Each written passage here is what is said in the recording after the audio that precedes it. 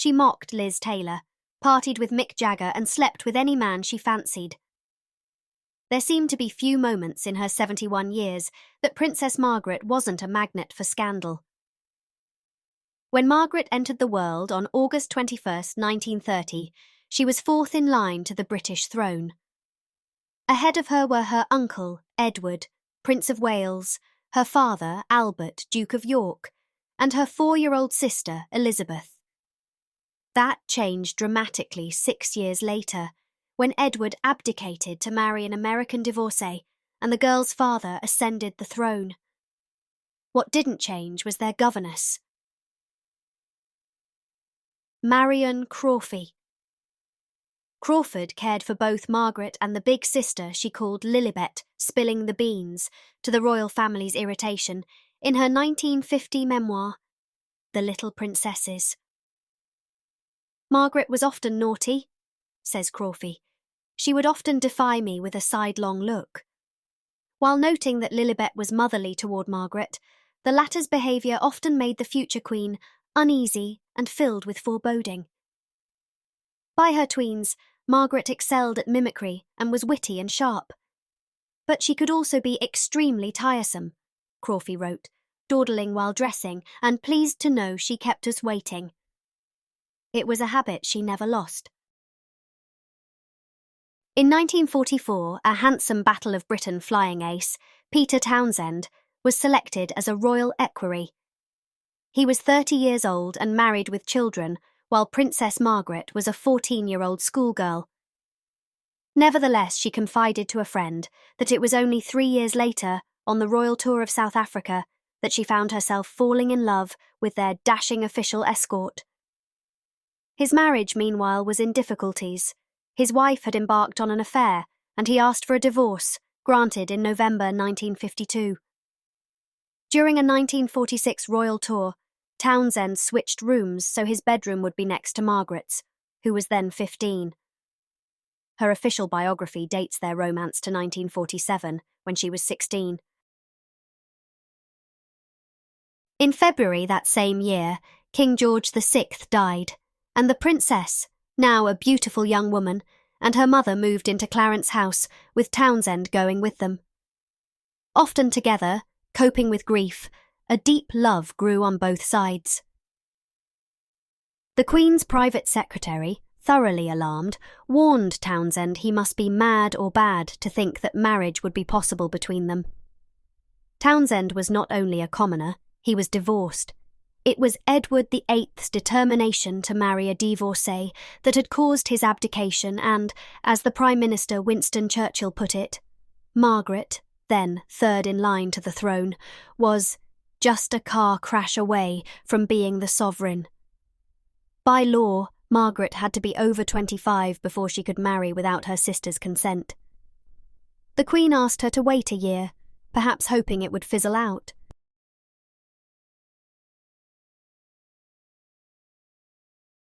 Margaret agreed, but then fate stepped in.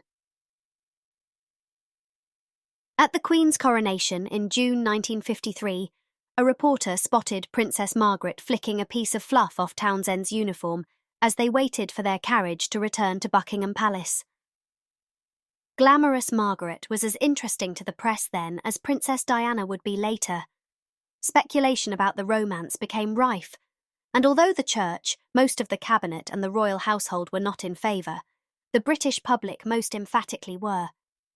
Townsend found himself banished to a post in Brussels for 2 years, without even a chance to say goodbye. In his absence, Parliament came to the stern conclusion that, if Margaret were to marry him, she would be stripped of her royal rights, privileges and income. On the group captain's return, they met and talked about what their future together would mean.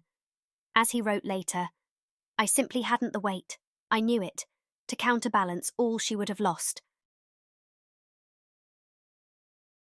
Together, they drew up the statement she issued on October 31st, 1955. "I would like it to be known that I have decided not to marry Group Captain Peter Townsend. Mindful that Christian marriage is indissoluble and conscious of my duty, I have resolved to put these considerations before others, I have reached this decision entirely alone, and in doing so, I have been strengthened by the unfailing support and devotion of Group Captain Townsend. The public felt that the tragic princess had chosen duty over love, and there was a huge outpouring of sympathy. In later years, there has been the suggestion that she actually chose privilege and wealth over life as plain Mrs. Townsend.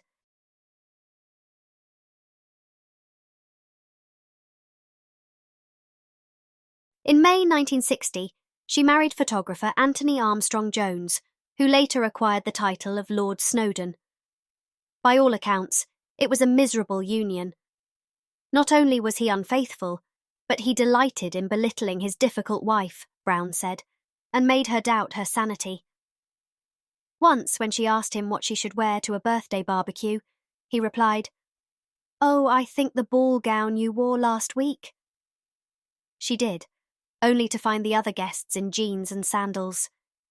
He often reduced her to tears before a grand engagement, so she'd look puffy-faced and red-eyed upon arrival. As the marriage limped on, producing 2 children and infidelities on both sides, Snowdon took to leaving notes around her bedroom, saying, "I hate you," to show contempt for the princess he described as looking like a Jewish manicurist.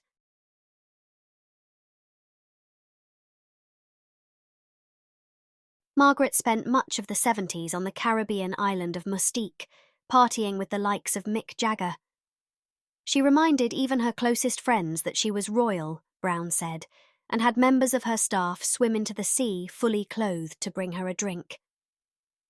It was on Mustique that Margaret, then 43, began her 8-year affair with Roddy Llewellyn, the landscape gardener 18 years her junior, whom she met among the tropical plants in 1973. She was taken with him immediately and devoured him through luncheon, said their host, Colin Tennant. The romance stayed off the radar for 3 years, until a photo of them at a beach bar went public. At a royal event soon after, a woman in the crowd shouted, "Whore!" Llewellyn had a brief stint as a pop singer before the relationship fizzled out in 1981, 3 years after the end of Margaret's marriage to Snowdon. While Peter Townsend went on to have a happy second marriage and fulfilled life as an author and military advisor, Princess Margaret would never find a role or partner that satisfied her restless spirit. The two were unexpectedly reunited in 1993, 3 years before his death, when they met at an official lunch function. Apparently, they sat on a sofa and chatted together like old friends. But whether the conversation turned to what might have been, we'll never know.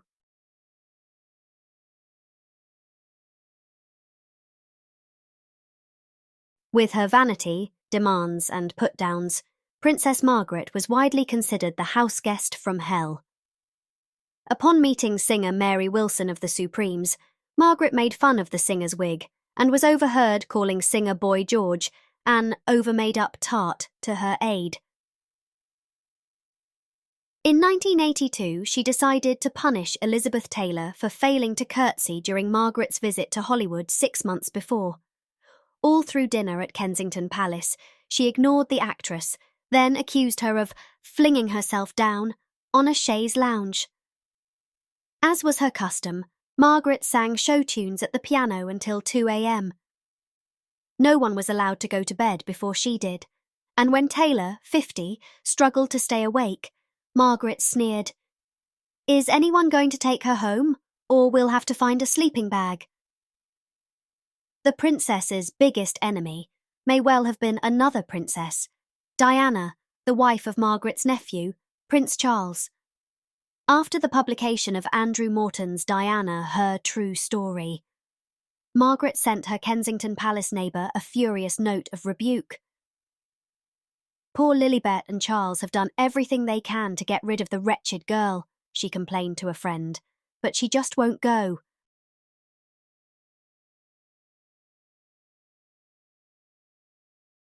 In 1995, after 23 million viewers heard Diana tell BBC interviewer Martin Bashir that the royal family conspired against her, Margaret went nuclear.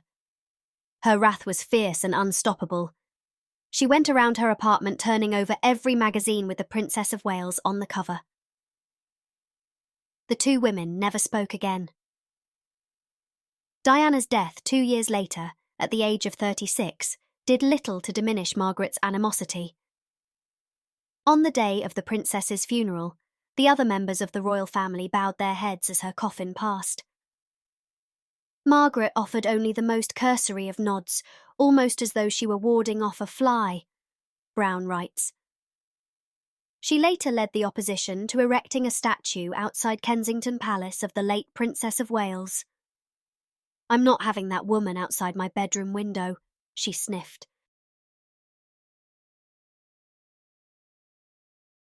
Decades of drinking and smoking began to take their toll. In February 1999, Margaret scalded her feet horribly while showering at her home in Moustique. The damage was made worse because she suffered from a blood circulation disorder, Raynaud's disease. True to form, she refused to curtail her vacation and ignored her doctor's advice to get skin grafts.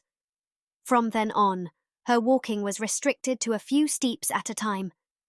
She used a wheelchair, even stealing, the occasional one reserved at royal events for the centenarian Queen Mother, and suffered a series of strokes. She lost the sight in one eye, and most of her left side was paralysed. By mid-2001, she was refusing visitors, especially men. "I look so awful now," she told a friend. She died in a hospital on February 9, 2002. At her funeral at St. George's Chapel at Windsor Castle, the 102-year-old Queen Mother was said to have displayed a tiny hint of triumph that she'd outlived her younger daughter. No crowds lined the route to Margaret's interment.